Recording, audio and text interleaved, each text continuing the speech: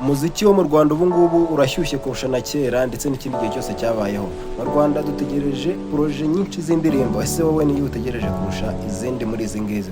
Bruce Melody nyuma yo gusohora Pom Pom yavuze ko nimara kugira views miliyoni 5 ku rubuga rwa YouTube ari buhite asohora indi proje. Niko yijeje abafana be abinyujije ku mbuga ze nkoranyambaga. Indirimbo Pom Pom indirimbo yakoranye na Diamond na Brown Joel wo muri Nigeria ubu ngubu imaze kugira miliyoni 4 mu byumweru bibiri. Ese iki cyumweru cya gatatu nikisiga igize 5. Uku kwezi byaba bivuze ko kwezi kwa kabiri kubaza kumusiga asohoye indi project. Ndetse na Chris Easy afite project yiswe Chocolate. Ese iyi ndirimbo uyiteguye ute?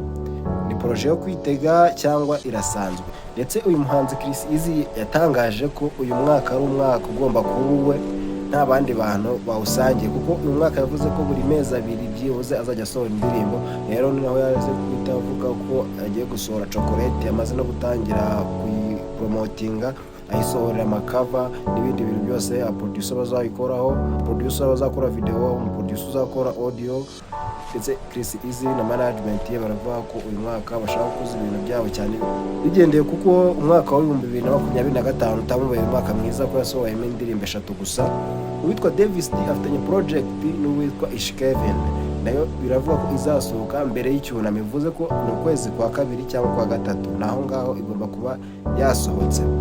Uwitwa Davis D afitanye project n'uwitwa Ish Kevin, nayo biravuga ko izasohoka mbere y'icyunamo, bivuze ko mu kwezi kwa kabiri cyangwa kwa gatatu naho ngaho igomba kuba yasohoka. Umuhanzi Davis D umaze igihe adasohora indirimbo, ndetse mu mwaka ushize ikintu yakoze cya danje, yakoze ibitaramo byinshi byo nk'umuntu maze igihe kinini mu muziki byo bari ngombwa. Ndetse Ish Kevin we ni umuhanzi ufite indirimbo iri hanze ubu ngubu. Ish Kevin amuzi kuri consistency idasanzwe. Ish Kevin afite indirimbo ari gupremieringa yitwa VIP Access, ndetse iyi proje ivuga ko ari izaza ikurikira. Hari abandi bahanzi benshi bo kwitega. Umuhanzi Element Ere indirimbo ye Maso imaze igihe kinini cyane isohotse, bivuze ko nawe mbere y'icyunamo ashobora kugira reaction agaragaza.